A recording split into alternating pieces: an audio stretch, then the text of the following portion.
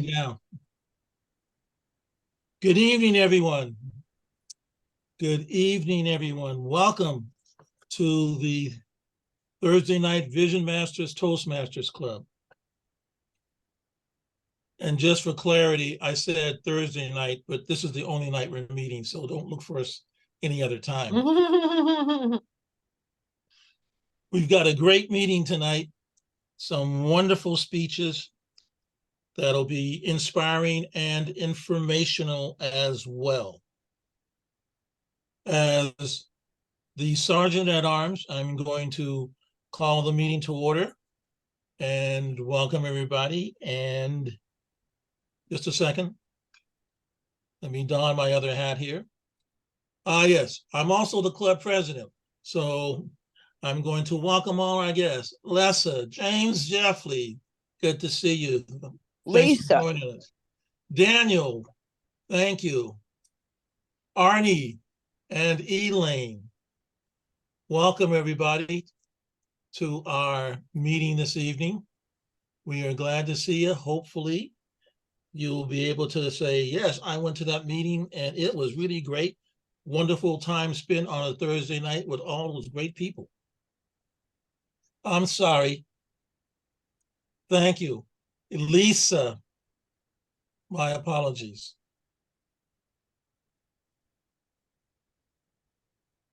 I will now take a moment, or the better part of a minute, change the virtual hats here and take over the role as Toastmaster for tonight's meeting. Welcome, welcome, welcome.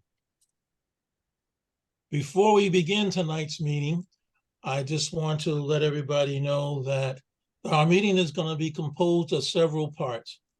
We have several speeches, as I indicated. That'll be fun and interesting. We also have a part of the meeting that's going to be evaluated. In other words, those who have spoken will be evaluated for content, time, and not so much entertainment information, but definitely for how they said what they were going to say to you, the audience. To that end, we have a general evaluator for the meeting. And our general evaluator for tonight's meeting is Michael. Thank you, Mr. Toastmaster. So, as general evaluator, I have a team of evaluation people. And tonight we have for our timer. Do we have a timer? Why don't you, we may be having a timer. I am sending a little text in the chat to Lisa if she would be able to do that. Okay, Lisa, can you explain? Yeah, your I role? can. What I need to do though is to get on my desktop. Cynthia, can you send me the link as an email, please? And I'll go on my desktop, and then I'd be happy to be your timer. Thank you. Great. I'm gonna log off, and then I'll look for Cynthia's email. Thank you. Go ahead. Just a minute. The timer will keep track of the times of the meetings, the table of the prepared speeches, the table topics, and the evaluations. We also normally have a grammarian awe counter, but we're going to skip that tonight. But we did get our word of the day, which is impressions.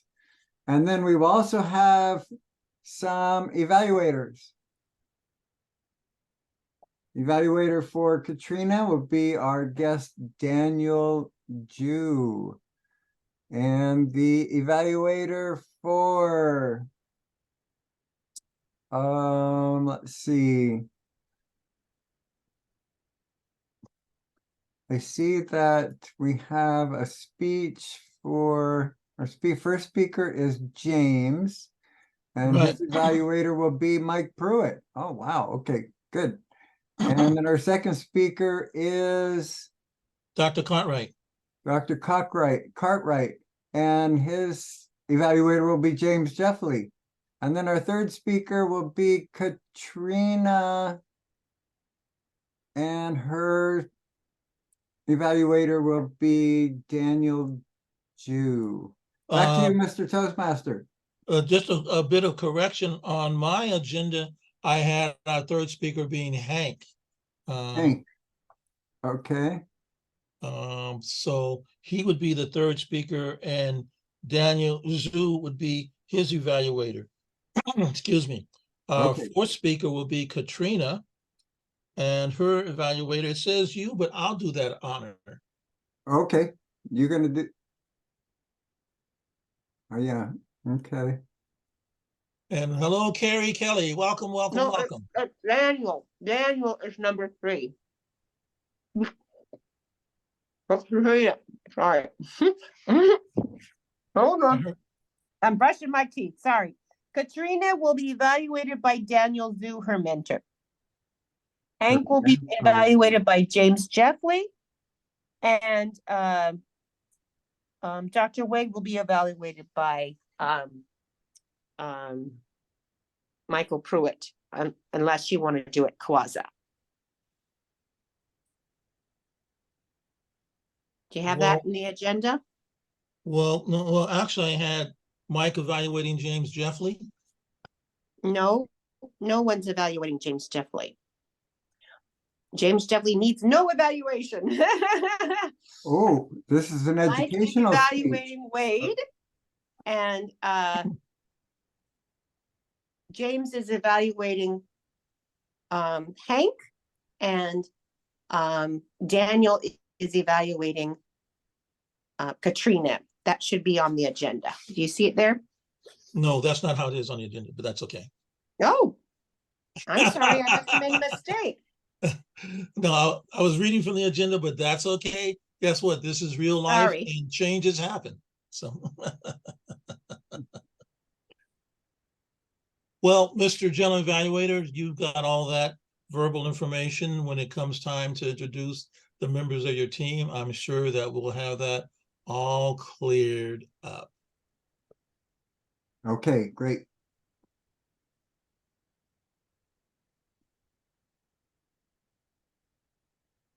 Is that it, Mr. General Evaluator? That's it. Back to you, Mr. I think you're Toastmaster. misreading the agenda. I'm sorry.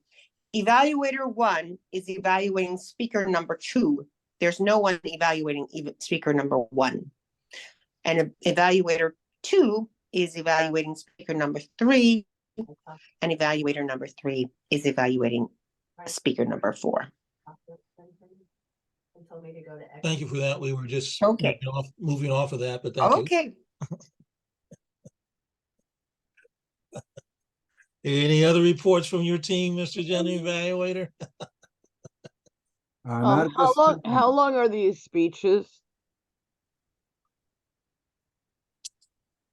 James Jeffley's speech is 13 to 15 minutes. I'm glad I asked. 13 to 15, okay. And when does he want the colors? At 13, 14, and 15? yes, that's what we'll do. Okay. He also Sometimes has people like them earlier. That's why I asked. what's that? Sometimes they like it at 10. It just depends upon like how the ending of it goes. But if Well, you it's want good to get 13 for the clarification. green, that's fine. And let me give you the other information here. Thank you. He's going to have a Q&A. That'll be 6 to 8 minutes with green at 6, yellow at 7, and red at 8. Okay. The other speeches, I have 6 to 7, I'm sorry, 5 to 7 minutes for Dr. Wade's speech.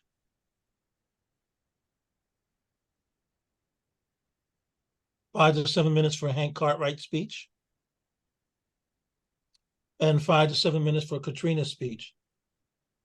And all of those should have green at 5 minutes, yellow at 6, and red at 7. I got it. So let me just flash my colors real quickly so that you know what I'm doing. And I'm going to raise my hand and I'm not going to be visible. So at the appropriate time, I'll do green, a minute later, yellow, a minute later, red, and a half minute, 30 seconds grace period. Do you want me to say something when the time is up so we stay on track? Yes, you can just say time when the time Okay. is up. That's fine. And you cut them off at that point?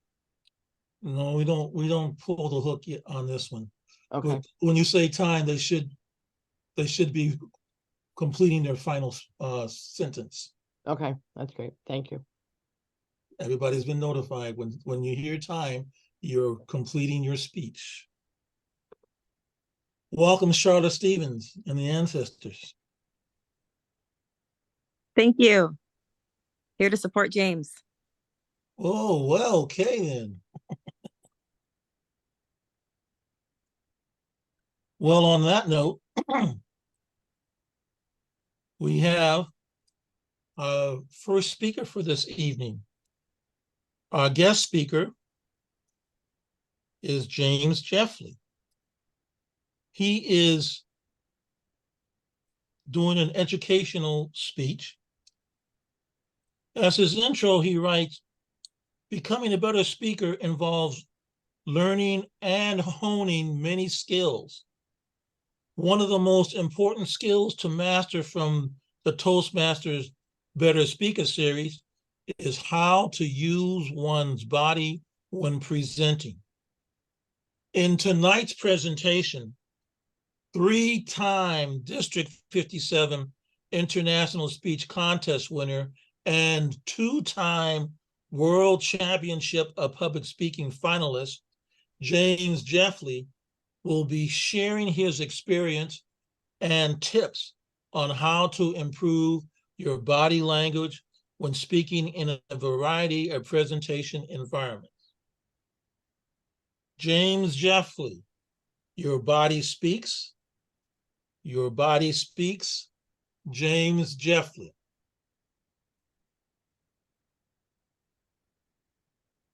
Peter Drucker, prolific author and business thought leader, once said, "The most important thing in communication is hearing what isn't said." What's missing in that statement is a fundamental truth that many of us know all too well. Your body always speaks. Toastmaster, fellow Toastmasters, and honored guests, tonight I will share with you some important ideas, tips, and strategies for making effective use of your body when presenting that, when applied, can help ensure that your body says what you mean. Show of hands, or note it in the chat box, who sometimes doesn't know what to do with their body when giving a presentation? Right? Thank you. Sometimes that happens. There's a range. There's a range. Somewhere between panicked and catatonic, all the way over to distracting spastic movements. Who's experienced either end of that spectrum? I'm either frozen or I'm just moving wildly about. The range between catatonic and panicked and spastic movements, somewhere in the middle of that, is poise, confidence, and intentional body language. You don't want your body to say one thing and your words say something different. What's this person saying? What's their body saying?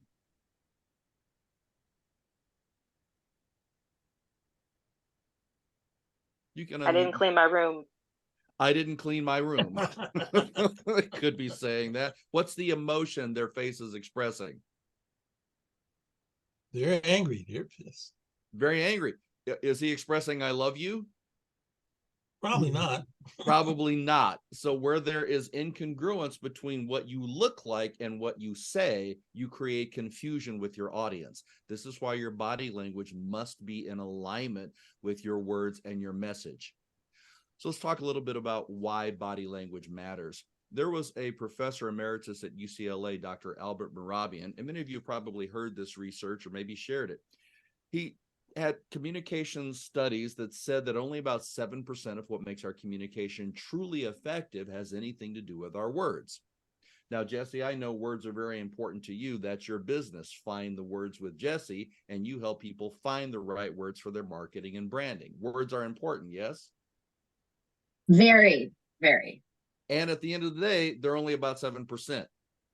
Especially if they're not authentic. Exactly, if they're not authentic. About 38% of what makes our communication authentic and effective is in the tone, what we sound like when we're saying those words. About 55% of it, more than half, is the body language.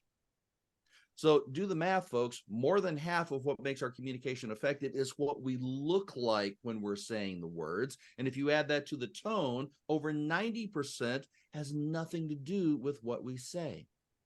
And again, if our words are not in alignment with our tone and our body language, at that point, the words have no meaning. Oh, there's meaning.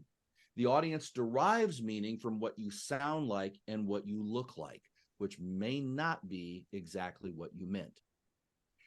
Let's see how many of you remember this. Who remembers the old commercial? I have not had it up to here with you, young lady. Why do you insist on treating me like an adult? Because you insist on acting like one. Now you're getting this new phone. But it's so small. I really like it. Why is it always what I want? Well, do you have any idea how much money this is not going to cost me? I love you. I know you really mean that. You never hated me, and you never will. You are the most grateful little... Who remembers seeing that TV commercial years ago? What did you notice? Thank you. Thank you, Hank, and maybe one other. What did you notice between the two actors, especially with their tone of voice and their body language? Angry and accusing, Jesse says in the chat box. What were they actually saying? What were their words? Angry, accusing? You're getting a new phone. Thank you. I really like it. I love you. I know you mean that. So their words said something very positive, and their actions and body language were the opposite, confusing for your brain because of the disconnect. Aggressive love. Love shouldn't always be aggressive. We should strive for the easier, more kinder, gentler side of love. So that was the disconnect between the tone and body language and what they were saying. So those have to be analyzed. So I want to talk about three categories of body language right now: facial expressions, gestures, and your whole body. Let's start by facial expressions. Do you ever hear the line, "Are you happy?" Yes. Did you tell your face? Your face should look like you're happy.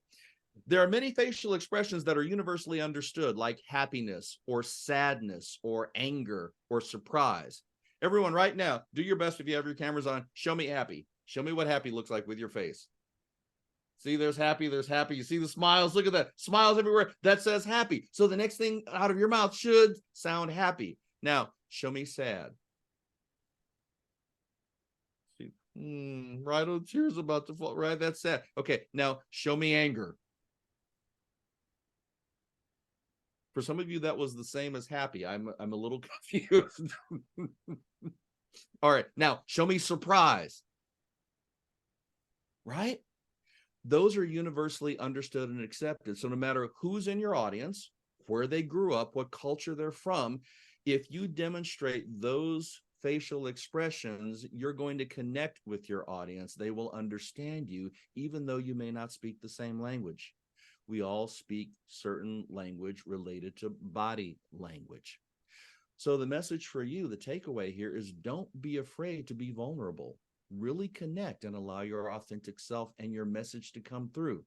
Sometimes you're talking about something sad and you cry, and that's fine. I've done it on stage. Sometimes you talk about something really happy and exciting. That should come through. We should see and feel you, your message. How many of you have heard of the term microaggressions? Little snips and snides, and yeah, there's another thing called micro expressions. And these often accompany microaggressions. They're hard to diagnose because they're usually involuntary. It's like emotional leakage that exposes how you really feel. But somebody will say something and you'll have a raised eyebrow or a furrowed brow, or your mouth will just spring open. You have to be mindful of your own microexpressions because those can sidetrack your audience from your true message, especially in a Q&A session where an audience member asks you something and you have that, like, how did the stupid people get in here? If you have that look on your face, it's going to come across and create some disconnect or something undesirable tension with your audience. Remember, facial expressions confirm or contradict the words that are being spoken, impacting your message's credibility. Now, let's talk a little bit about gestures. There are three gestures. There are a lot of gestures, but there are three categories of gestures that I want to share with you. The first is called illustrators. The second is called manipulators. And the third one is called emblems. What do I mean by these things? Illustrators is another word for thinking of this is talking with your hands. How many of you talk with your hands sometimes? They're not always conscious, intentional gestures. I will use this to illustrate a point. You're just talking with your hands. You're just gesturing. Maybe you're trying to indicate I was this tall and they were that tall, or we started here and now we're here. You're using your hands to speak. Illustrators, to paint a picture. The second gesture type is manipulators. This is where one body part interacts or manipulates another, and it's often unconscious. How many of you have ever seen a speaker put their fingers against their cheek or their head in their hand, or maybe just run their fingers through their hair or cross their hands together, something like that? Or have you ever seen a speaker jingle keys or change in their pocket, or put their hand in their pocket and just wiggle it around? Sometimes your nervous tick will show up in your body, and this is a manipulator. Some part of your body is manipulating another part of your body. Or sometimes people will have a pin and they'll just twirl the pin, or they'll click the pin. Fidgeting, stimming, exactly. The third type of gesture, and this is the one that I would invite you to focus on, are emblems. These have a very precise meaning, and they are used deliberately and consciously. If you have any recordings of your speeches, play them back and watch what your emblems are. Some people have a very defined emblem, which means something specific to them. How many of you remember President Clinton? Do you remember his gesture where he had the thumb over the forefinger? And when he was talking, he would have that thumb pressed on the forefinger, and that was his emblem. I don't know what it meant, but that was what he did. Right? There are other people that you see that may make a point by making a chopping motion into the hand, or a point with a finger, or a point into the palm of the hand. Think about key points that you want to make and what emblem gesture you can use to be consistent, so that when you use that, people know what you mean. In many cases, an emblem gesture doesn't even need words. What does this symbol generally mean? Peace. Peace, or if you're counting, 2. 2. Now, if you use half of the peace symbol, it means 1. 1. Some of you were thinking the other half. I was thinking the other. Yeah. Sorry. If you use the peace symbol, but you turn your hand backwards, that is offensive in a number of cultures. So you have to be careful about which gesture you use and how that's interpreted. The last thing I want to talk about in terms of categories of body language is using your whole body. And how do I use my body to project confidence and poise? One way to do this is to maintain good eye contact. Pick a person in the audience, make good eye contact with them. Sometimes it's a bit more challenging if you're in a virtual environment, because you're trying to maintain eye contact with the camera and everybody else is in a window over there somewhere, like you are on my screen. But the camera, if you've ever done Toastmaster Time TV, the camera is the little thing with the dot, and that is your entire audience. Stare at the green light. Exactly. Another way to project confidence is to pay attention to your audience and notice their body language. If they seem to be very relaxed and casual, you can be a little more relaxed in your posture. If your audience seems to be a little more on edge, you could try to relax your body language to allow them to relax as well. And one of the third things I'll talk about is, in terms of gestures, would be smiling. Just smile. Just smile. Look at the beautiful faces. See how they're smiling? Scientists say that smiling increases mood-enhancing hormones and decreases stress hormones. So if you're trying to get over your fear of public speaking or dial down the anxiety, smile before you take the stage. Here's the last thing I want to address with you. I want to talk about speaking in 3 different environments: in person, using visual aids, and also speaking virtually. If you're speaking in person, dress appropriately for the environment. Comfortably, make sure you have good movement within your garments. Also, make sure you don't accessorize too much so that things are causing distractions or dangling or jingling or making sounds. When you are speaking, use the entire space. And what I mean by that is if you are standing in a small space, you may want to start in the middle, and then as you make a point in transition, move to one side, move back across the middle to the other side, and then when you end with your third point, be in the middle. In other words, don't stay planted like a tree, use the entire space. Now, if you're in a larger space, like an international speech contest, well, you have more ground to cover, but you want to cover as much of that ground as possible without seeming like you're running a race and wearing yourself out. When you're speaking, speak to everyone in your audience, not just the people in the front row. Speak to the people in the middle, speak to the people in the back. If you're in an auditorium and you have people upstairs in the balcony, at least look up. I do left, right, middle, top, and bottom, and I try to hit those sections.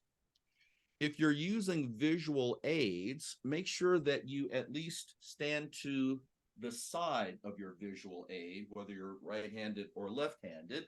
You can write notes on your visual aid to act as a little cheat sheet, but you don't want to block the audience's view of your visual aid. And this is true whether you're using a flip chart, a whiteboard, or a PowerPoint slideshow. You'll want to practice the integration of all of those aids within your presentation to make sure that things move smoothly. And finally, if you're doing this in the virtual world, try to be on camera as much as possible. You don't want to give a presentation with just slides and you're off camera. You want to maintain eye contact by putting your camera right in the middle of the screen. And if you have notes, put those right underneath your camera so you're not looking off to the side. Don't worry that you can't see the people. You need to see the camera and project that you're making eye contact. And finally, amplify your expressions. If you're making a good point, you want to sound like that. You want to look like that. So dial up the energy. In closing, what did we learn? Body language matters. We also learned that alignment between words, body, and tone is critical. And you have to adjust your body language to fit the environment, topic, the audience, and technology. Time. As Peter Drucker said, the most important thing in communication is hearing what isn't said. And your body always speaks. So make sure it's saying what you mean. Mr. Toastmaster. Thank you very much for that informational speech. We do have a time for some Q&A with you, 6 to 8 minutes. I'm going to ask the timer to give us 8 minutes on the clock for the Q&A.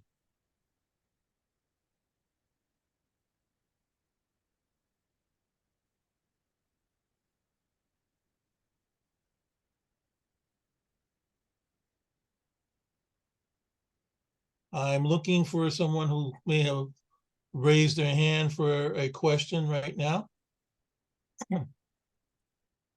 Oops, can't see that. Can't see that.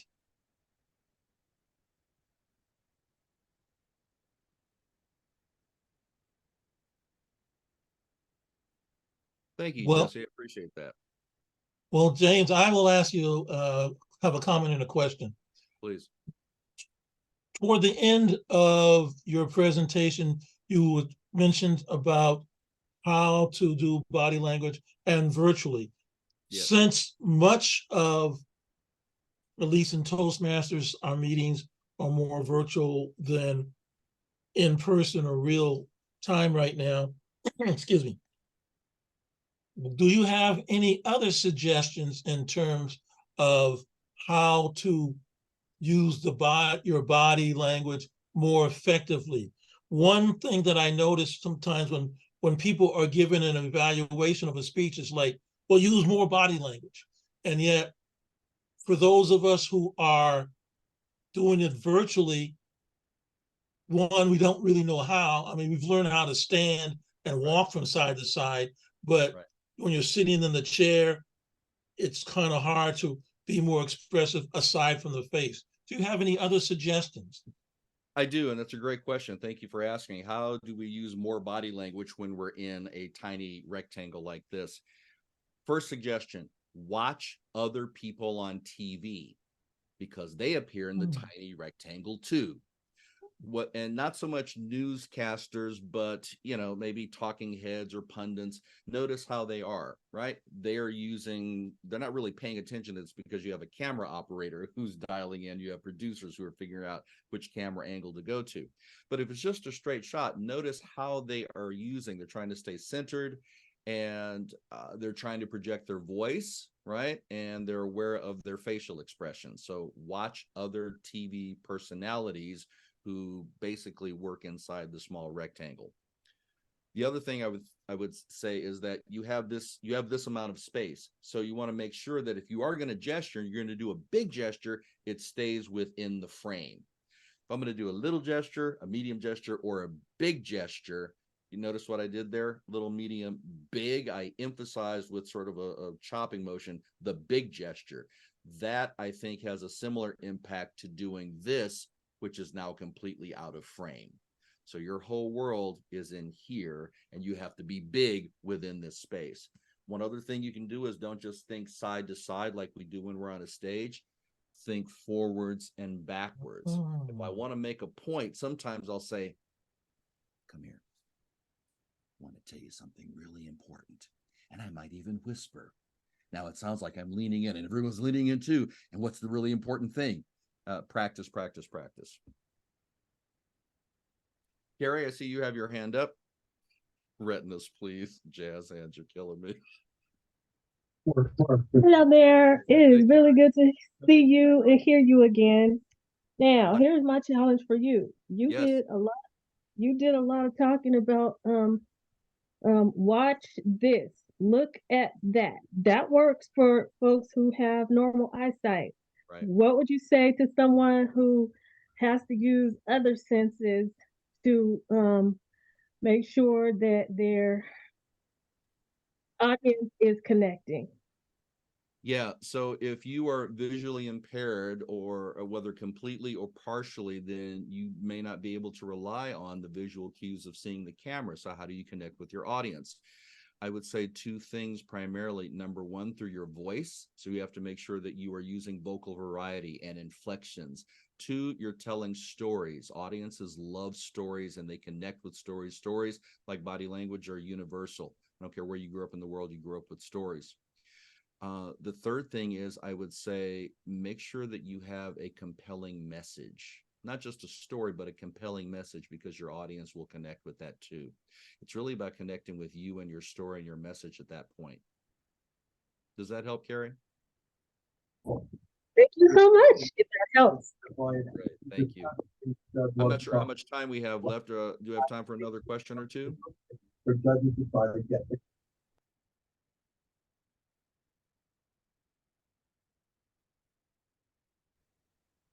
I think we have time for one more question. All right. I can't see the We're timer. good. We can probably have two more. Okay, thank you. And it doesn't have to be about body language, even though that's the topic. You can ask other questions about speaking.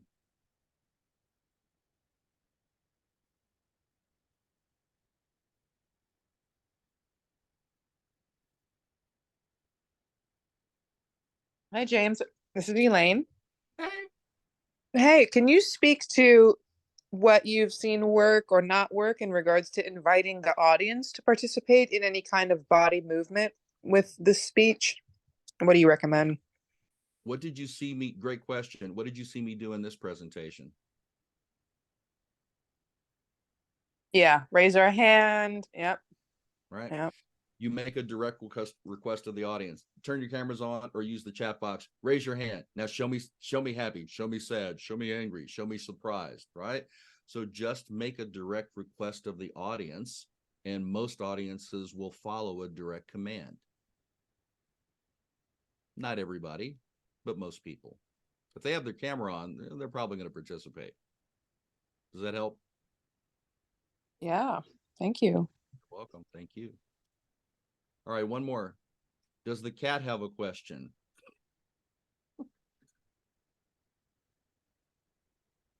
She knows you. She heard your voice and came over purring for kisses. Oh my goodness. She's cleaning my eyebrows and forehead. I have 3 friends in here tonight, and so we've all spent time talking to one another. So thank you all for joining. Anyone else? Body language questions, public speaking questions? Life questions. I was going to ask about, and yeah, I even see really good speakers do this occasionally, about arm crossing. I was wondering if you would talk about that a little bit from your perspective. Depending on your camera height and your chair height, if I have my arms crossed, you can almost tell that they're crossed, but not really. Just because my jacket bunches up, right? And I think this creates so much stress in the body that it might affect your ability to communicate effectively. I am less likely to cross my arms while I'm seated than I am if I was standing. So I would say, as a recommendation, don't. You want to be free flowing, and you want to have your arms and hands available to make a gesture should you choose to. It's hard to do that if they're stuck underneath your arms. One last thing I'll share, it's on the screen right now. If you want a copy of this presentation, go to my website, worldchangingmessage.org. There's a tab for Toastmasters. Scroll all the way to the bottom, type in your email, and you'll get a link to download this presentation if you enjoyed it. Thank you, Mr. Toastmaster. Thank you, fellow Toastmasters and guests. Thank you for being here. It was a pleasure, and I look forward to the next speeches. Thank you. Thank you again, James Jeffley. Very informative, inspirational. Thank you. I'm going to ask the timer to give us 1 minute in case anybody has specific comment or question to direct to James via the chat. While that is happening, I'm going to ask our final evaluator to share a little levity with us. He may have a joke or a bit of humor. Maybe. We have Thanksgiving coming up, so I have some Thanksgiving jokes for you. Number 1, question. What did the mother turkey say to her disobedient children on Thanksgiving? If your father could see you now, he'd roll over in his gravy. Thank you for that, Michael. Prelude to the Thanksgiving. Let's see. I want to ask indulgence here since I'm juggling several tasks. Thank you, Lisa.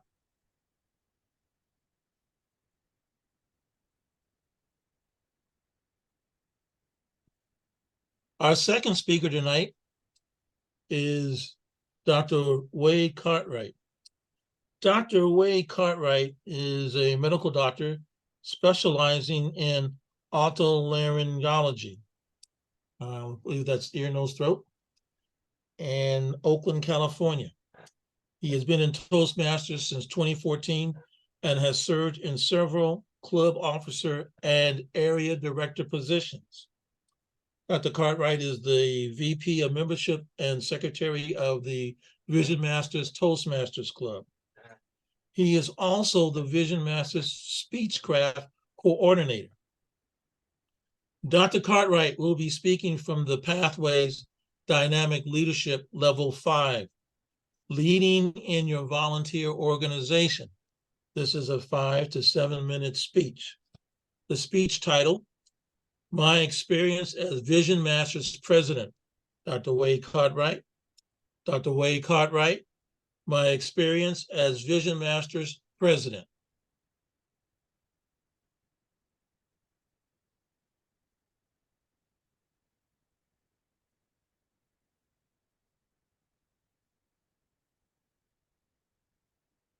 Dr. Cartwright.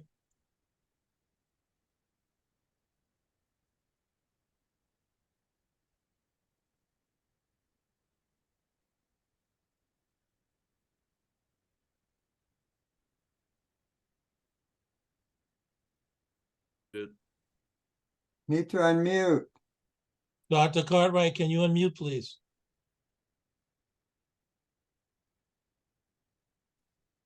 Good evening, everyone. Can you hear me now? Yeah.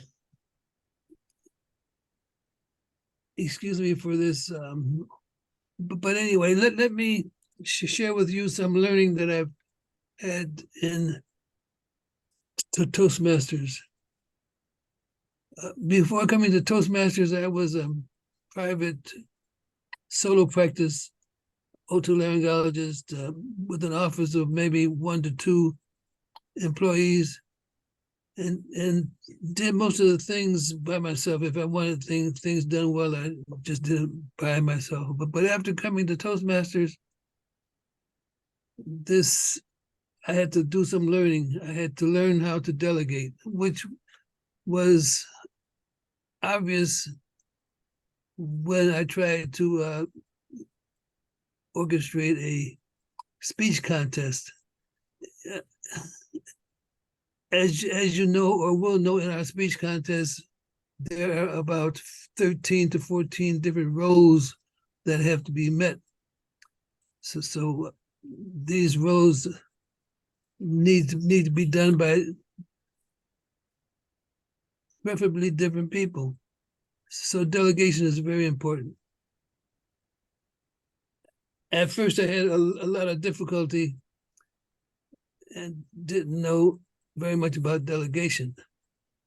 But soon, after doing a little research, I found out a few things about delegation.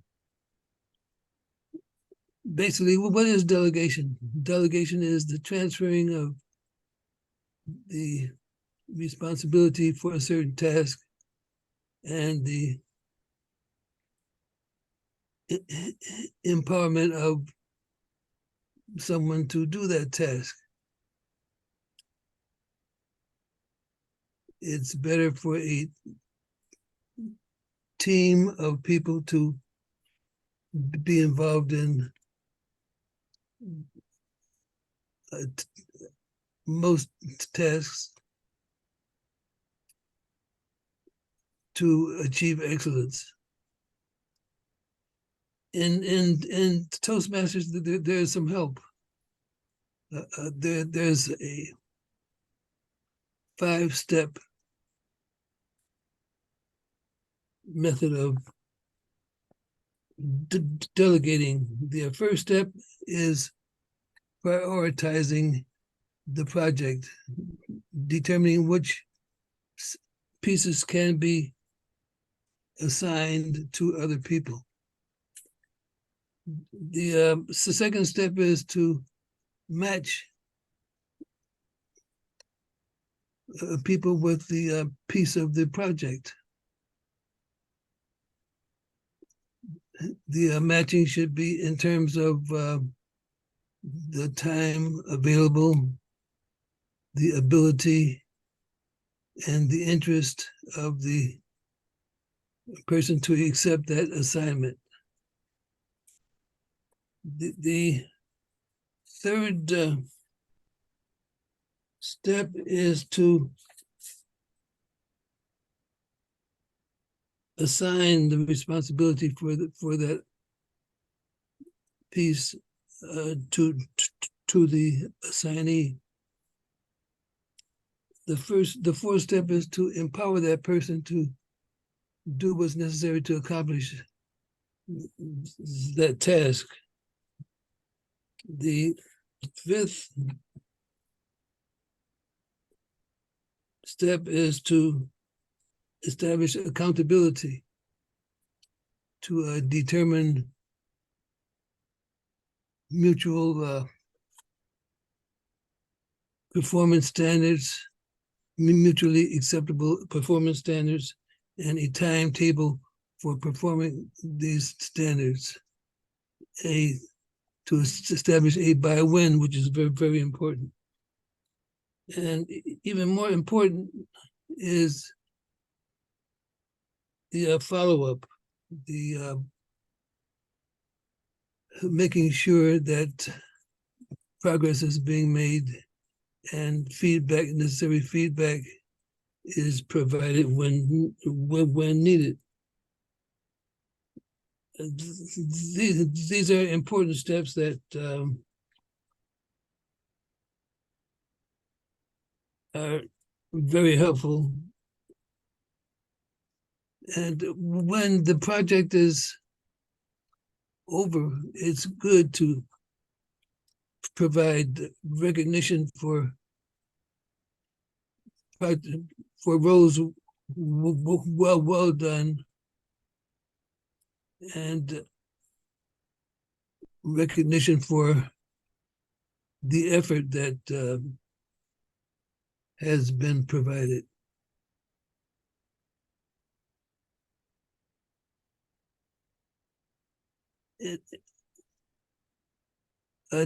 Delegation is an activity, is a skill, and it should be approached with every project that the Toastmaster wants to lead. It's better to in doing so not to tell the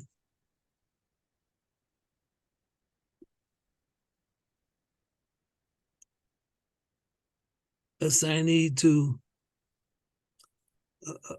not to tell them how to do it, but tell them what to do it, and give them the freedom to use their own imagination and creativity. And frequently they'll surprise you with how they're going to do it and their performance. So having that helpfulness in Toastmasters, I feel that I'm much better in delegating and achieving excellence in projects that I pursue. Back to you, Mr. Toastmaster. Thank you for that informative speech, Dr. Wade. I'm going to ask our timer to give us 90 seconds on the clock, and I invite our guests and members to send feedback, comments, questions to Dr. Wade via the chat. By the way, while that's happening, Dr. Wade, I appreciated your comment at the end regarding the person doing the project, not so much telling the delegatee, how to do it, but just giving them the outlines of what to do. That is one of the strong components of mentorship that is very key.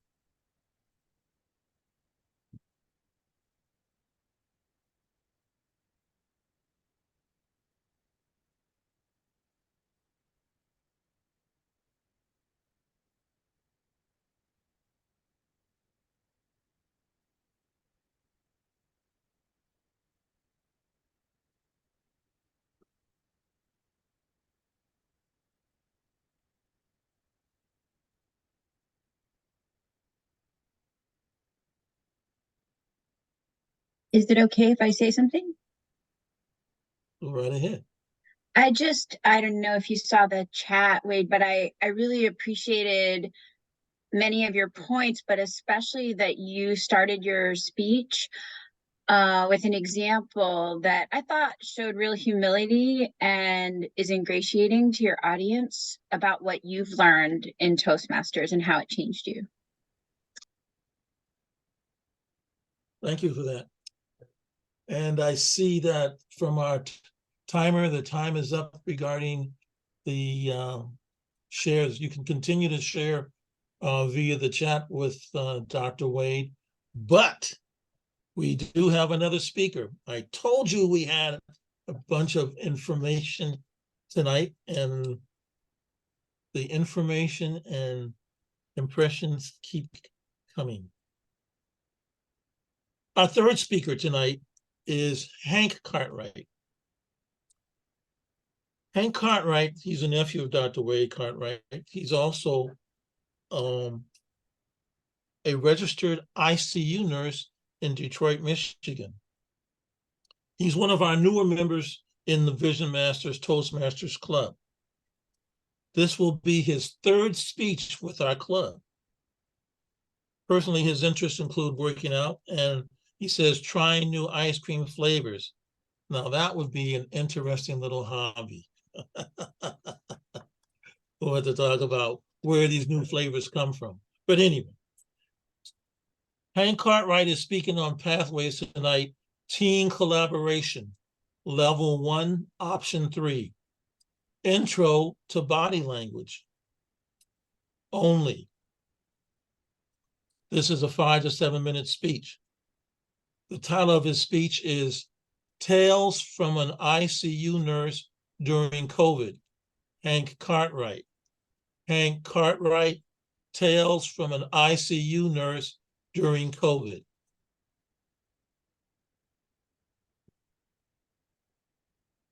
Oh, thank you. Yeah, I'm going to talk about some of my experiences as an ICU nurse during the COVID-19 pandemic in 2020. One thing that I learned is that the crisis that this COVID pandemic can change our perspective when facing problems in all of our lives, and it affected us in a lot of different ways. But and I learned a lot of things, but one thing that really stands out is the way that it changed my perspective. I'm sure many of you still remember some of the things that we tried to say to stay safe during the COVID in addition to wearing masks and the social distancing. Raise your hand if any of you remember wiping down groceries or spraying packages on your front porch with disinfectant, or to bring them before bringing them inside, or maybe even singing the happy birthday song to yourself while washing your hands to make sure that you're washing your hands long enough. Despite all of our efforts, the CDC reported that COVID-19 caused over 350,000 deaths in 2020 alone. The final overall death rate in America rose from 715 deaths per 100,000, which was about a 17% increase. And that includes a nearly 17% increase in deaths from accidental or unintentional injuries, as well as a 15% increase in deaths from diabetes. So data like this shows that supports what many of us, I'm sure, already felt in our lives and in the lives of the people around us, and that's that even those who never got a COVID infection were affected by the pandemic. As an ICU nurse, I remember my colleagues and I watching as COVID spread all over the world, despite our efforts to contain it, and it felt kind of like watching floodwaters rise around me. At first, it was ankle deep, and then it was about waist, and then chest high, and then neck high, and still rising as the hospital started to run out of our personal protective equipment, and we started to run out of masks. We actually had to start recycling and reusing masks in order to try to keep hospital staff safe, because there was just not enough to go. There was just not enough to keep using new ones like normal. COVID cases, I remember, were first reported in Wuhan, China, and then I remember seeing it spread to other countries like Italy, and then there was a nursing home in Washington State, and then finally it ended up in my ICU outside Detroit, Michigan. The night I heard that my unit had its first COVID patients, I remember calling my mother, who I lived with at home. She was 76. And I remember informing her that I was going to be wearing masks and isolating myself at home as a precaution, as did all the other ICU, or as all the other ICU staff and doctors, nurses taking care of COVID patients. Because we needed to do whatever we could to try to keep ourselves and our families safe. And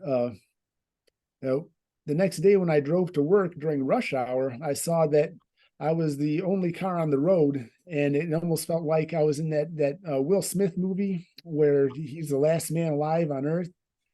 And I looked around, and I didn't see a single car anywhere, and it was kind of surreal. It felt like I was in one of those science fiction movies. And I wondered if maybe, I don't. Nobody really knew what was coming next. And my hospital had 5 ICUs, and mine was to be the third to start accepting COVID-19 patients after the first 2 filled up.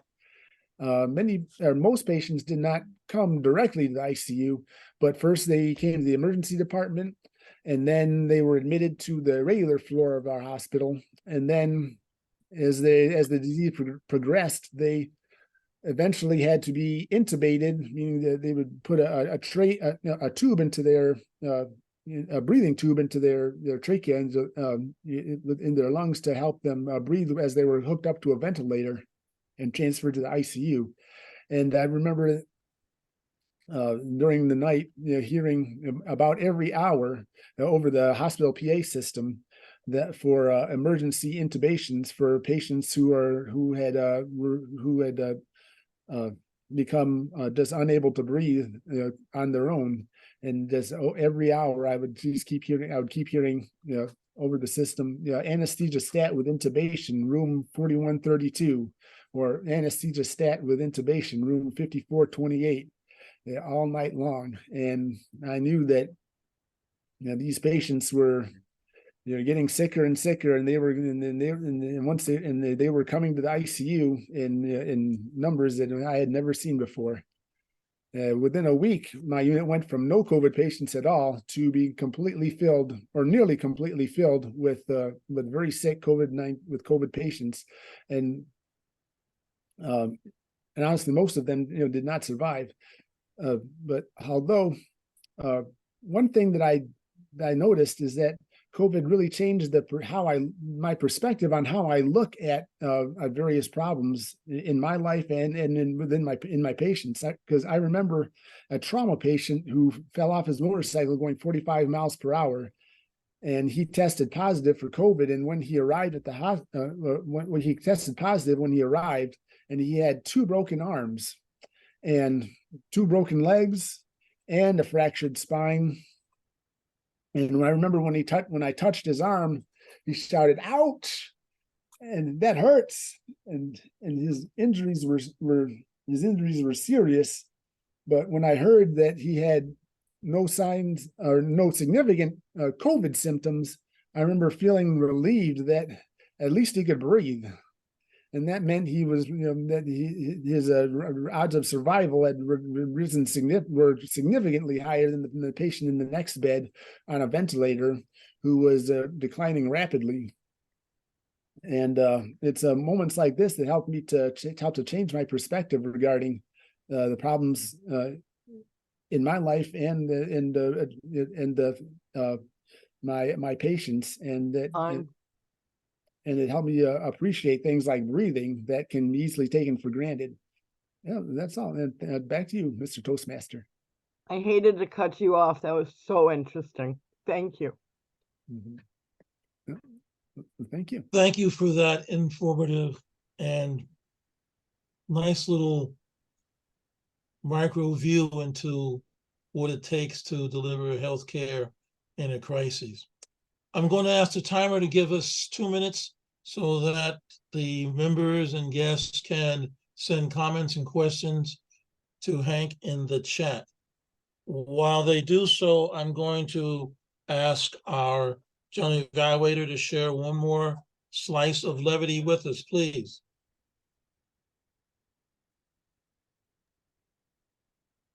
What international incidents can occur if you drop the Thanksgiving dinner? Number 1, the downfall of Turkey. Number 2, the breakup of China.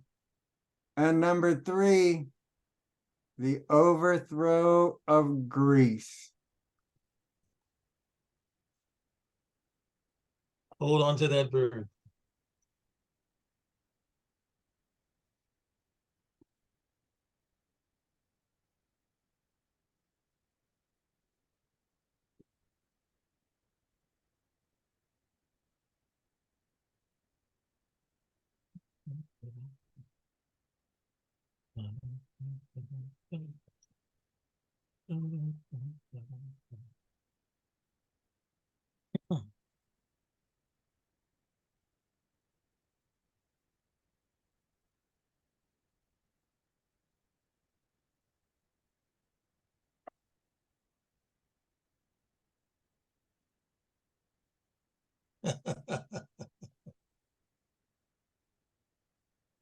Thank you for joining us, Jesse.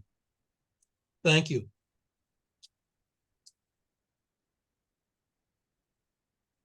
We continue with our speeches tonight. We have a fourth speaker. It hasn't been 2 minutes. Oh, I'm sorry. I thought I saw it. Never mind.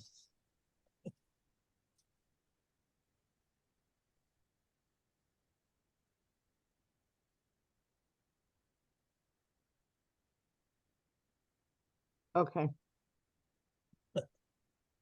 Thank you, Lisa.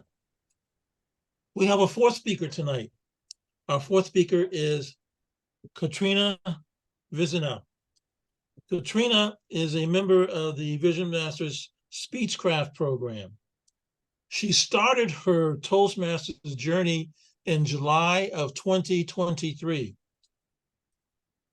She is a wife, mother, and proud grandmother of 2 beautiful granddaughters. She enjoys facilitating a generosity workshop, which is about the different ways people can be generous and the effect it has on both parties, the giver and the receiver. She also enjoys reading, walking, spending time with family and friends, and counseling others who are in pursuit of their goals. Today, she works as a housing counselor and financial coach, helping people purchase homes, advocating for homeowners facing foreclosure, and coaching people on money matters, helping them to create their own unique money blueprint. Katrina is speaking from the Pathways Leadership Development Level 1, writing a speech with purpose. It's a 5 to 7 minute speech. The title of the speech, The Grant Proposal, Katrina Vizinau. Katrina Vizinau, The Grant Proposal. Good evening, fellow Toastmasters. Today I'm going to be speaking about the grant proposal. I, as well as being a homeownership counselor and financial coach, I've taken on another task, and that is Director of Homeownership. And so with that comes the responsibility of bringing in funding. So this is my very first grant proposal. The purpose of the grant is to award funding for affordable housing, home ownership, and asset building activities to close the racial wealth gap that everyone's talking about right now in low income and communities of color, while strengthening and enriching the lives of their neighborhoods that have historically been left out of the asset building opportunities. These grant funds, they are going to allow the Home Ownership Center to really build capacity and relationships that's going to increase our exposure in these low income and BIPOC neighborhoods and communities that we serve. We're going to be able to teach homeowners money management skills that will help them to learn how to create and track their budget, their expenses, establish and build their credit profiles, and put them in a position of financial wellness. We will be able to build out the various services we provide. which include home ownership education classes, one-on-one counseling sessions, financial self-sufficiency workshops, down payment assistance funding to support them purchasing a home in a high-cost neighborhood where there's loads of competition, not only competition from other first-time home buyers, but competition from corporate owners, which has never been like this before in the history of real estate and purchasing homes.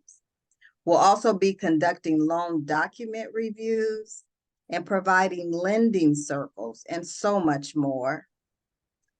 We will focus on helping existing homeowners as well, navigating the process of requesting mortgage assistance so that they don't end up losing their homes and being homeless. We're going to be providing them with financial fitness workshops, directing them to other resources that can assist them to get back on their feet. I read recently that there's new research that reveals that nearly 71% of Americans are financially vulnerable or coping, meaning they struggle to meet their expenses, have little to no emergency savings, and burdensome levels of debt. With this rising cost and inflation and the unwinding of the pandemic era benefits, many are seeing a decline in the 4 pillars of financial health, which are spending, saving, borrowing, and planning. The impact, which I am so excited about, of these grant funds is huge. The funds will increase home ownership levels in the low to moderate income communities.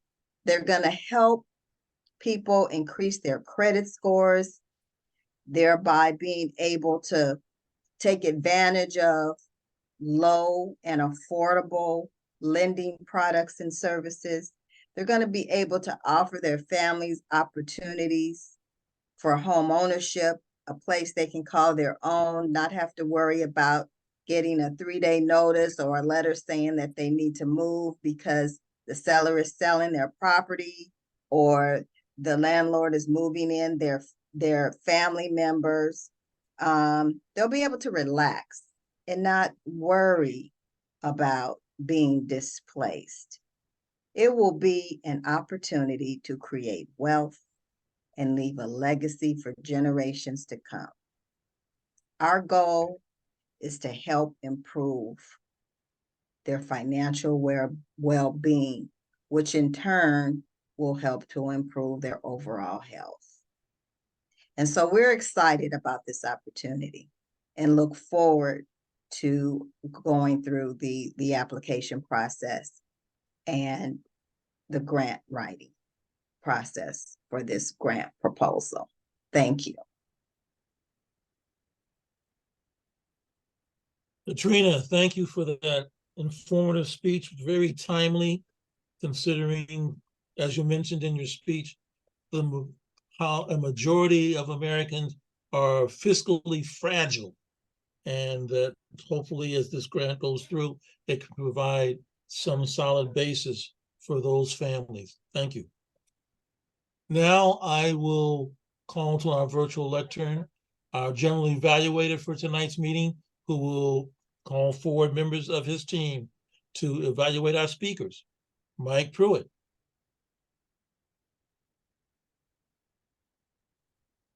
Your evaluations are 2 to 3 minutes, Yes. Evaluations are, yes, 2 to 3 minutes. and there's no table topics? No table topics tonight. Okay, thank you. Thank you. Thank you, Mr. Toastmaster. And you know, it's concerning to think that so many people are fragile, financially fragile. It makes you wonder what those rich people are having for Thanksgiving. What are they having for Thanksgiving? 24 carats. Okay, so we have four speakers tonight, and our James Jeffley is not going to be evaluated, but he is going to evaluate our second speaker, Dr. Wade Cartwright. Nope, I'm evaluating Hank Cartwright. you're going to evaluate Hank Cartwright. Okay. Well, let's do this. Since James Jeffley is going to evaluate Hank Cartwright, can we go slightly out of order, have him give that evaluation, and that'll give me a moment to put something on paper to read for Dr. Wade Cartwright. Great. Okay. James Jeffley evaluating Hank Cartwright. James Jeffley. Mr. General Evaluator, Mr. Toastmaster, fellow Toastmasters, and especially you, Hank. I want to start by saying thank you for your incredible service during perhaps the most challenging and disruptive time in our nation's and the world's history. So you were there literally on the front lines, helping people, risking your life and safety every single day. So I applaud you, sir. I applaud you. Thank you so much. Thank you. So your whole focus was about body language, and I thought you did a good job of doing some very good things with body language. I'll point out a few things here. There are too many to jot down. When you talked about the person who had most things broken, and you held up your arm and you touched them and went, ouch, right? And you pointed to the spine and the ribs and all of that. Very descriptive. You were literally painting a picture of what was going on in that moment. We could see you interacting with the person there, with the patient. I thought you had good facial expressions, especially when you were recounting going from 0 COVID patients to filled up. There was a look of shock on your face. I thought you had some good emphatic gestures. Nobody knew what was going on. I thought you had good use of your hands for when you were talking about looking around, being the only person on the road at the time. And I also thought you did very good with the gestures for indicating depth, ankle, waist, chest high, chin. I thought that was very good. Did you have your notes written out somewhere on a monitor? Yes, yeah, I do have them on my monitor. Okay, so it looked at times, not the entire speech, just at times it looked like you were reading the notes, but your overall voice indicated that you were really recounting much of a story there. So just to lock that in 100%, see if you can position that right below your camera. So even if you have to glance at the notes, it still looks like you're looking at us at the camera. I don't know if you need to raise your chair a little, because another thing I noticed was sometimes you were making a gesture down here and it was off camera. And then later on through the rest of your speech, you kept things within frame. So I don't know if you need to tilt the camera down a little or raise your chair a little, or just be mindful, this is the box and I need to stay within here. But in terms of distracting movements, I didn't see anything. You weren't just gesturing wildly for the sake of gesturing. You seemed very intentional about the gestures that you used. I don't know if you were just going with the flow in the moment or if you thought about this when practicing, but it seemed very natural. And I think you are well on your way to mastering body language. I think you're at good to very good right now. So well done. Thank you. Mr. General Evaluator.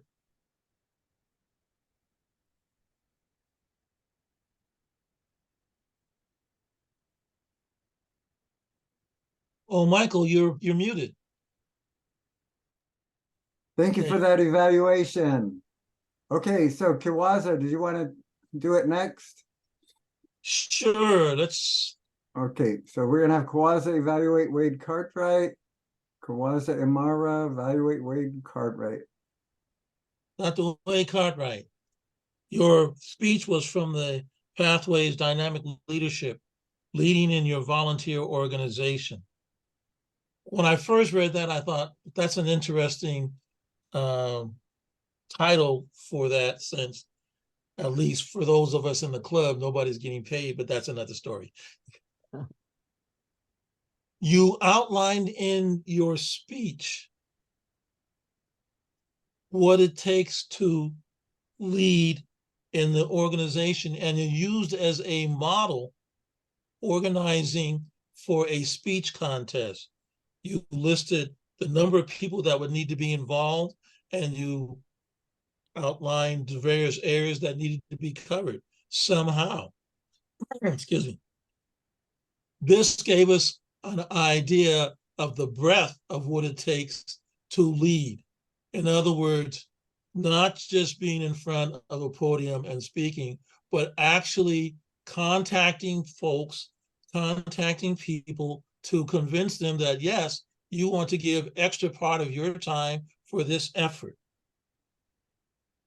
I definitely appreciated how you also enumerated these are the tasks that need to be done and what it takes to do get the job done.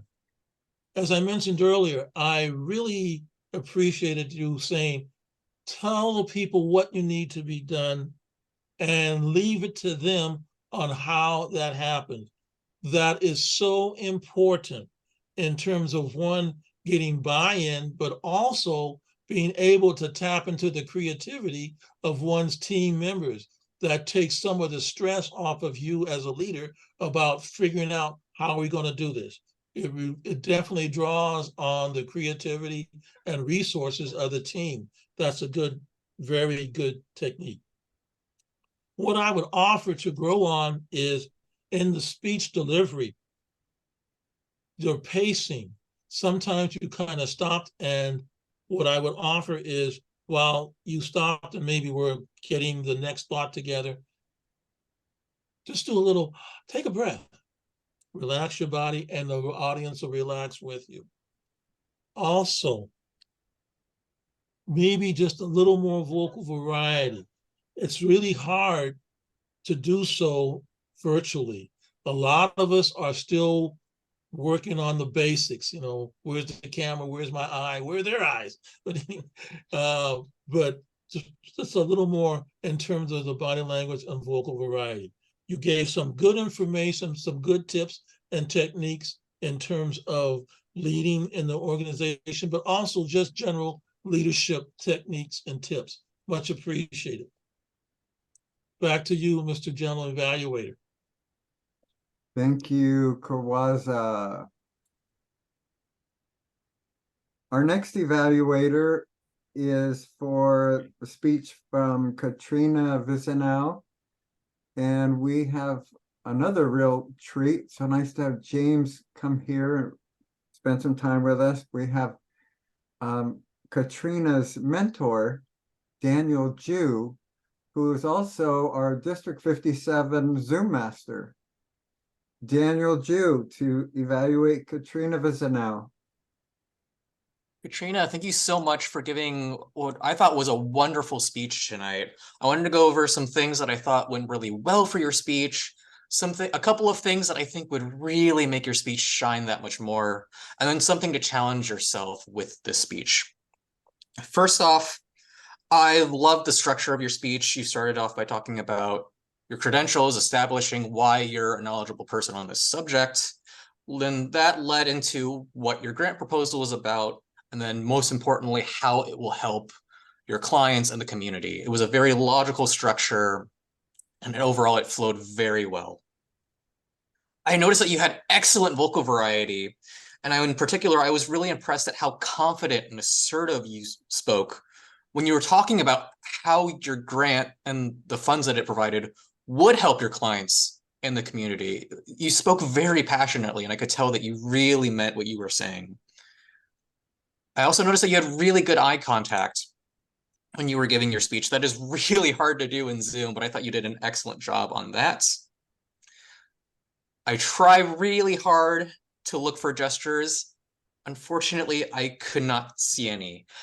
As we heard from James Jeffley in his speech, body language is super important when we're communicating, because us as people are comprised of our minds, our bodies, our souls.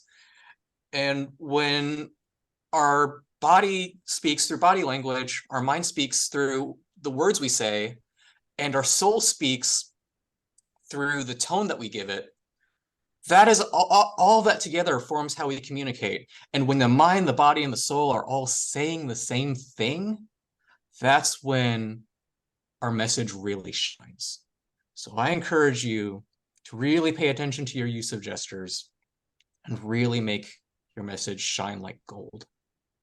The other thing I want to bring up is when anybody hears a speech, one of the things that's always in the back of their minds is, what's in it for me?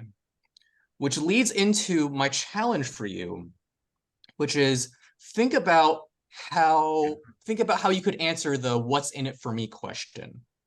How could you pivot your speech such that anyone listening to it could go, okay, I know how I can apply this information that's being given to me. Perhaps you could direct people to resources that would help them start this process of getting a home, living their dream. Maybe you could even do a small plug to your services. Who knows? But overall, I think you did an excellent job. I love the improvement, seeing the improvement that you've been making. I really look forward to hearing what you have next. Thank you. Thank you, Daniel, for that enthusiastic evaluation. Daniel is a member of Creating Communicators. That's my home club.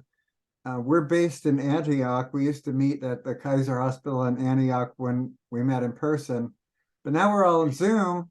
Daniel actually lives in Seattle, Washington, and he's a member of our club. So, and here he is helping out at Vision Toastmasters and being Katrina's mentor and evaluator tonight. So thank you, Daniel.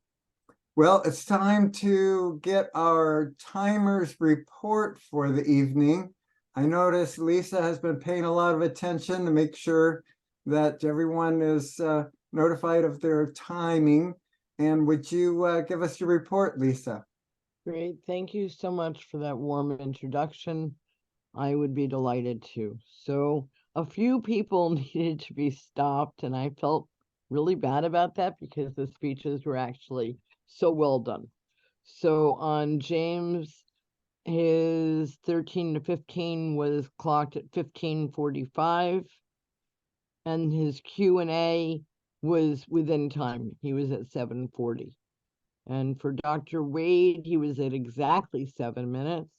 For Hank, I needed to stop him at 7:43, and Katrina was just within time, 5:21. And all three evaluators gave amazingly good evaluations and clocked in exactly 2:56, 3 and 3 minutes respectively. This is a great club, and I'm happy to be here. I rest my mic. Thank you, Lisa, for that. And I want to thank all the evaluators. We have recorded this meeting. We'll post it to our YouTube channel, and I can send you a link to that if you'd like to send me your email address. Do you have my email? I know Cynthia I'm does. not sure. You can. I'll put it in the chat. You send it to me. That would be great. So as an overall evaluation, this was a very special meeting. It is not very often that you have 4 speakers in a meeting. And it was so nice of you to come, James Jeffley, and share your professional level speech. That was amazing. And Dr. Cartwright, I am really excited for you because I think this is the last speech in your pathway, isn't it? Maybe have a review speech or something? Yes. So I am so excited that you're completing a pathway. And Katrina, that was great. I really enjoyed hearing all about your work, and that was fascinating. And it's so nice of you to be here, Daniel, and give her that really enthusiastic evaluation. And Hank, I thought I was going to be your evaluator, so I had taken all kinds of notes, and I was really paying attention to your gestures and your eye movements and your eyebrows going up and all kinds of different things that you were doing, you really did a great job with the body language. You're really paying attention to that. So overall, I would say was a very good meeting. I want to thank everyone who attended. And just one last comment, one last question. What does a genie have for Thanksgiving? 3 wishbones. Back to you, Mr. General Evaluator. Thank you for that bit of levity, Mr. General Evaluator. I would really like to extend a very deep thanks to our speakers tonight. You shared wonderful insights, tips, and gave us inspiration in how we can become better speakers, either verbally or non-verbally. We also got wonderful information that would help us even beyond Toastmasters.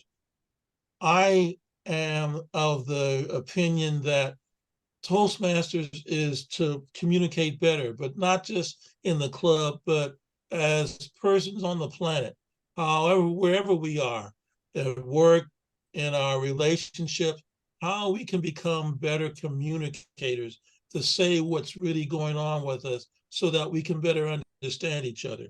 That is my thought about why I'm in Toastmasters, and I feel a lot of us are, to become better communicators. And at this time of the year when people are having feelings and thoughts and all, that ability to communicate is so important.